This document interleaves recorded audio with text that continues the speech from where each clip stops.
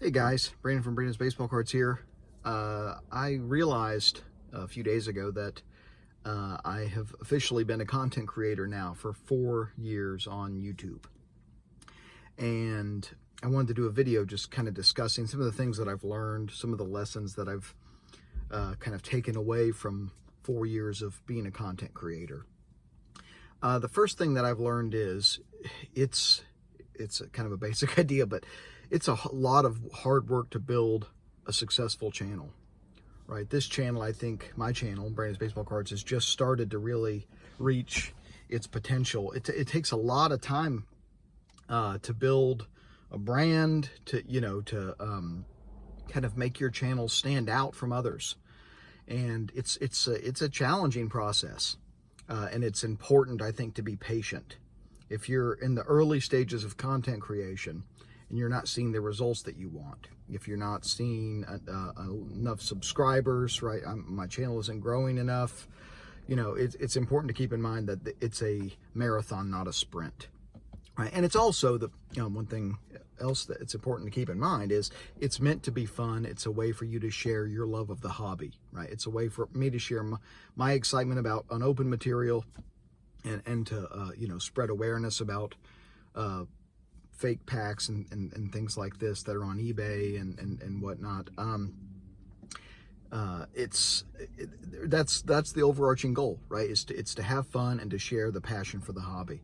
And a lot of videos, another lesson here, a lot of videos that I'm really excited about an item, right? And those aren't typically the videos that get the most views. Far from it. Right? A lot of times the videos that get the most views are just random. They're just either something hits in the algorithm and you get a lot more attention than you would have otherwise had on a video, or it's just randomness. Just people happen to want to click on a specific video. Sometimes you can predict it. If you put out a video that's a little bit more of an editorial, sometime, or a comment or a rant or whatever you want to call it, those tend to get sometimes more views, but sometimes not. Right? There's no hard and fast rule for views, right? And the stuff that I'm passionate about, and the stuff is, if you're a content creator, I'm sure there's been videos that you've done where you're just, man, I love this so much. This is such a great item, and other people are going to want to see this, and then 50 people watch it, right? And so to me, it's hard sometimes, right, to not get discouraged in those moments. But it's important to keep in mind, hey, why did I do this video to start with, right? You did the video because you were passionate about an item, right? That passion's what matters. Apologies, my phone cut off. But the passion is what matters, right? It's not necessarily the number of views, or how many thumbs up did I get on the video, or how many likes did I get, how many comments did I get, right? It's about sharing the love of the hobby, and it's about sharing your passion for an item. And sometimes that translates into views, and sometimes it doesn't. And that's another thing that I've learned through my time as a content creator.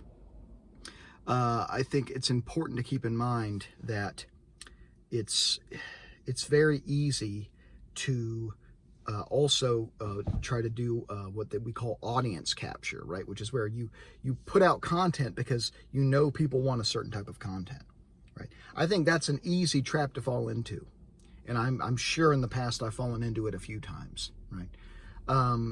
But one thing that I'm going to try to do, and I don't think I've done it very often, but sometimes some of these things are subconscious, rather than trying to, put out content that other people necessarily want to see or have preferences about. I'm just going to keep doing what I do and producing the content that I enjoy, whether it's spreading awareness of fake packs or just showing mail days, right? Occasionally a rant if I get pissed off, because everybody needs to vent sometimes, and I do enjoy a good rant from time to time. It's a fun, constructive way for me to deal with hobby anxieties or hobby frustrations, which are in life such a small frustration to have, right? It's such a small frustration compared to the actual important things that matter. Being pissed off about somebody being kind of shady, kind of a shady seller on Facebook, it's not the end of the world, right? So that's important to keep in mind. But these are just some of the things that I've learned, you know, that and to be honest, sometimes it feels like a few months, sometimes it feels like way longer than 4 years, because it is a grind putting out content. It's a grind.